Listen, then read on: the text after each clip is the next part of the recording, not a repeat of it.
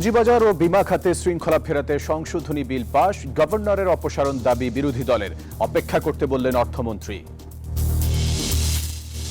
শিল্পে জ্বালানি সাশ্রয় ও উৎপাদন বাড়াতে এআই প্রযুক্তিতে ঝুঁকছেন বস্ত্র খাতের উদ্যোক্তারা, সোলার প্যানেল স্থাপনের ব্যয় কমানোর দাবি। এবং টানা বর্ষণ ও উজানের ঢলে বিপর্যস্ত হবিগঞ্জের হাওর অঞ্চল, ব্যাপক জলাবদ্ধতা, তলিয়ে গেছে ৫,০০০ হেক্টর জমির পাকা ধান।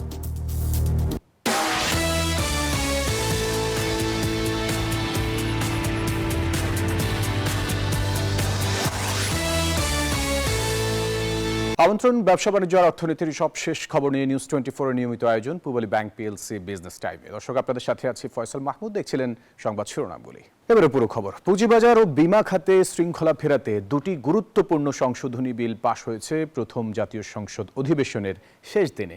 এদিন বাংলাদেশ ব্যাংকের গভর্নরের অপসারণ দাবি করে বিরোধী দল। জবাবে অর্থমন্ত্রী বলেন, গভর্নরের পারফরমেন্স দেখতে অপেক্ষা করতে হবে।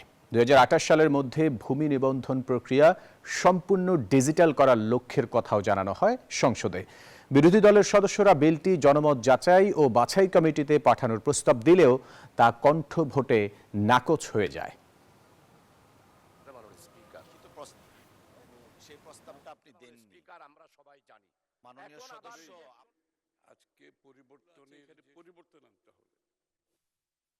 মাননীয় অর্থমন্ত্রী বাংলাদেশের শেয়ার বাজার লুটপাটের সঙ্গে যারা জড়িত তাদেরকে যেমন জবাবদিহিতার আওতায় আনবেন, একইভাবে Bangladesh security and exchange commission, যেটা নিয়ন্ত্রক সংস্থা হিসেবে পরিচিত, সেই সংস্থাটিতেও দক্ষ এবং যোগ্য মানুষদের সম্মিলন ঘটিয়ে বাংলাদেশের শেয়ার বাজারকে আবারও একটি আস্থার জায়গায় নিয়ে যাবেন।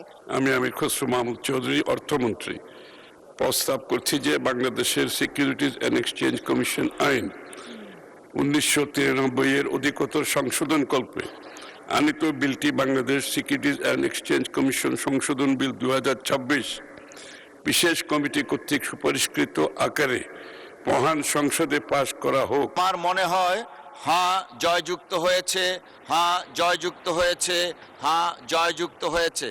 রাজস্ব খাত সংস্কারে অন্তর্বর্তী সরকারের দুটি অধ্যাদেশ যাচাই বাছাই করতে কমিটি গঠন করেছে সরকার। জনপ্রশাসন মন্ত্রণালয়ের উপদেষ্টা মোহাম্মদ ইসমাইল জবিউল্লাহকে কমিটির সভাপতি করা হয়েছে। অধ্যাদেশ দুটি হল রাজস্ব নীতি ও রাজস্ব ব্যবস্থাপনা অধ্যাদেশ 2025 এবং রাজস্ব নীতি ও রাজস্ব ব্যবস্থাপনা সংশোধন অধ্যাদেশ 2025। অন্তর্বর্তী সরকারের জারি করা এই দুটি অধ্যাদেশ জাতীয় সংসদে পাশের জন্য তোলেনি বর্তমান বিএনপি সরকার, ফলে অধ্যাদেশটি কার্যকারিতা হারিয়েছে। মঙ্গলবার এই কমিটি গঠনের প্রজ্ঞাপন জারি করে মন্ত্রিপরিষদ বিভাগ।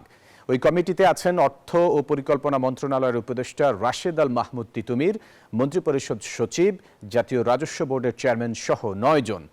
যাচাই বাছাই পূর্বক অধিকতর প্রায়োগিক করে নতুন বিল আকারে উত্থাপনের সুপারিশ করবে সরকার গঠিত কমিটি। শিল্পে জ্বালানি সমস্যা সমাধান এবং উৎপাদন বাড়াতে কৃত্রিম বুদ্ধিমত্তা বা এআই প্রযুক্তির দিকে ঝুঁকছেন বস্ত্র খাতের উদ্যোক্তারা। তারা বলছেন, এতে বিশ্ববাজারে প্রতিযোগিতা সক্ষমতা বাড়বে বাংলাদেশের। রাজধানীতে তৈরি পোশাক, নিটওয়্যার ও বস্ত্র খাতের আন্তর্জাতিক প্রদর্শনী BTKG এক্সপোতে এমন অসংখ্য প্রযুক্তি নিয়ে হাজির হয়েছেন উদ্যোক্তারা। বিস্তারিত জানাচ্ছেন ফারজানা রিয়া।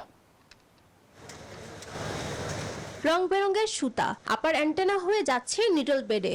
ডিজাইন প্রোগ্রাম করে দেওয়ার মিনিটের মধ্যে রোলার দিয়ে বের হচ্ছে কাপড়। এই পুরো কাজ হচ্ছে ফ্ল্যাট নিটিং মেশিনে। মাত্র 18 মিনিটেই তৈরি হচ্ছে সোয়েটার। এতে সময়ের পাশাপাশি কমছে খরচও। আমার একটা মেশিন বাই রোবোটিক সিস্টেমে সে উইদাউট এনি পার্সন ছাড়া আপনার ফুল সোয়েটার তৈরি করে দিচ্ছে। আমার এখানে ম্যান পাওয়ারটা সেভ হচ্ছে। কৃত্রিম বুদ্ধিমত্তা বা এআই নির্ভর এই মেশিনে একবার প্রোগ্রাম দিলেই উৎপাদন খরচ সহ সকল হিসাব করে দিচ্ছে। পাশাপাশি বিদ্যুতের অতিরিক্ত ব্যবহারও নিয়ন্ত্রণ করছে এই মেশিন। মনিটরিং এর মাধ্যমে আপনার ইন্ডাস্ট্রিতে কি পরিমাণ ক্যাপাসিটি হচ্ছে, কি পরিমাণ কারেন্ট কনজাম্পশন হচ্ছে, আপনি সেটার সাথে সাথে ডাটা দেখতে পারবেন। শুধু এই দুই মেশিনই নয়, BTKG'র এই প্রদর্শনীতে স্থান পেয়েছে এমন অসংখ্য প্রযুক্তি নির্ভর যন্ত্রপাতি। উদ্যোক্তারা বলছেন, এআই প্রযুক্তির ব্যবহারে বস্ত্র ও পোশাক খাতে দক্ষতা বাড়ানো সম্ভব। আন্তর্জাতিক বাজারে সক্ষমতা বাড়াতে তাই এসব যন্ত্রের দিকে ঝুঁকছেন উদ্যোক্তারা। মেশিনারিজের সাথে যদি ইন্ট্রোডিউস না হয় তাহলে আসলে এই সেক্টরটা যে ডাইভারসিফিকেশনের কথা ছিল সেটা সম্ভব না। সাথে তাল মিলিয়ে চলতে গেলে অবশ্যই আমাদের প্রযুক্তি খাতে দিকে নজর দিতে হবে।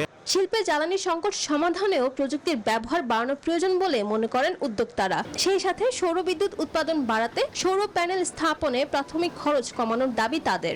রিনিউয়েবল এনার্জির দিকে একটু এগিয়ে যাওয়া, যাতে টেক্সটাইলের রিনিউয়েবল এনার্জির দিকে গেলে যে আমাদের জ্বালানির উপর যাতে চাপটা কমে। মেশিনারিজের ক্ষেত্রে যদি আমরা এখানে মেশিন বা টেকনোলজিটা সেট আপ করতে পারি, আমাদের কস্টিংটা কমে আসবে। রপ্তানি বাণিজ্যে নিজ অবস্থান ধরে রাখতে আধুনিক প্রযুক্তি ব্যবহারের বিকল্প নেই।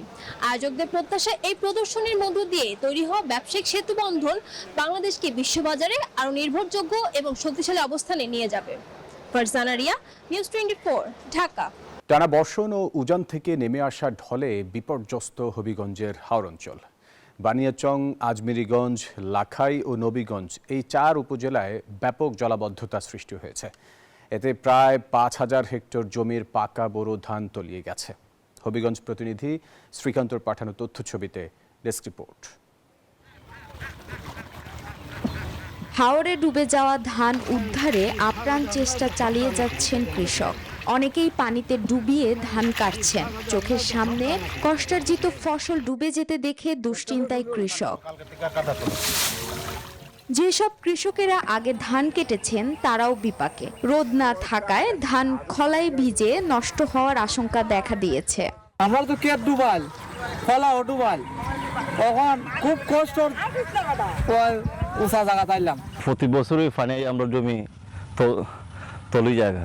এখন বর্তমানে আমরা বহুত লস আছি। আর দ্বিতীয়ত আমরা ভাবা যায় না মিশিং নামে নাই কেন। সবচেয়ে বেশি ক্ষতিগ্রস্ত বানিয়াচং উপজেলার সুজাতপুর ইউনিয়নের দত্তপুর এলাকা। খোয়াই নদীর বাঁধ ভেঙে হু হু করে হাওরে ঢুকছে পানি। এতে আরও শত শত একর ফসলি জমি তলিয়ে যাওয়ার আশঙ্কা দেখা দিয়েছে। ক্ষতিগ্রস্ত 4 উপজেলায় অন্তত 10 থেকে 12টি হাওর রয়েছে, যেখানে দ্রুত পানি প্রবেশ করায় কৃষকরা সময় মতো পাকা ধান ঘরে তুলতে পারেননি। খেতে পানির কারণে হারভেস্টার মেশিন রাস্তায় পড়ে আছে। অন্যদিকে দেখা দিয়েছে শ্রমিক সংকট। ধান তো আমরা ফার্মের ডুবা কথা বুঝুন নি, এখন খামলো 1000 টাকা রোজ। এখন হারভেস্টার মেশিনও পাওয়া যায় না, এটা হারভেস্টার মেশিন খাটবার মতন না। এখন ধান উইব মন, আর ধানের দরও নাই ভাই। এরকম বাজারে গেলে দানের দর বইছে না, বীজের ধান কেউ কিনতে রাজি না। তবে বৃষ্টি কিছুটা কমে যাওয়ায় পানি নামতে শুরু করেছে। এতে নতুন করে আশার আলো দেখছেন কৃষকরা। Desk report, news 24। সংযুক্ত আরব আমিরাতের ওপেক ত্যাগের জেরে বিশ্ব জ্বালানি বাজারে শুরু হয়েছে নতুন মেরুকরণ। এই পরিস্থিতিকে নিজেদের জন্য ইতিবাচক হিসেবে দেখছে যুক্তরাষ্ট্র। তবে তেলের সম্ভাব্য দরপতনে গভীর চিন্তায় পড়েছে রাশিয়া। ওপেক প্লাস জোট টিকিয়ে রাখার পক্ষে অবস্থান নিয়েছে মস্কো। বিশ্লেষকরা বলছেন এই ঘটনা প্রেসিডেন্ট ট্রাম্পের রাজনৈতিক বিজয় হলেও রাশিয়ার অর্থনীতির জন্য বড় অশনি সংকেত। এরই মধ্যে ইরানের ওপর দীর্ঘমেয়াদী মার্কিন অবরোধ আরোপের প্রস্তুতির খবরে বিশ্ববাজারে তেলের দাম বেড়ে $120 দাঁড়িয়েছে। দর্শক, এই ছিল পূবালী ব্যাংক PLC বিজনেস টাইমের এখনকার আয়োজনে। এতক্ষণ সাথে থাকার জন্য ধন্যবাদ সবাইকে।